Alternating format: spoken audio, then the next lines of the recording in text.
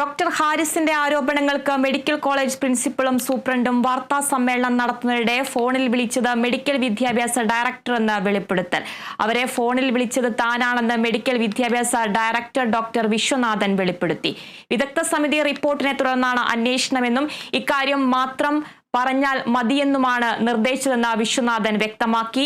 വാർത്താ സമ്മേളനത്തിൽ പ്രിൻസിപ്പൽ സംസാരിച്ചുകൊണ്ടിരിക്കെ പുറത്തുനിന്ന് ഒരാൾ സൂപ്രണ്ടിന്റെ ഫോണിലേക്ക് വിളിച്ചെന്ന വാർത്തകൾക്ക് പിന്നാലെയാണ് മെഡിക്കൽ വിദ്യാഭ്യാസ ഡയറക്ടറുടെ വെളിപ്പെടുത്തൽ. സ്ഥാനം അവിടെ ഉണ്ടെന്ന് മാത്രം ഞങ്ങൾക്ക് പറയാൻ പറ്റും. ഈ പ്രവീണ് പറഞ്ഞ മാതിരി നമുക്ക് അത് മോസിലോസ്കോപ്പാണ് കണ്ടെത്തിയിട്ടുള്ളത്.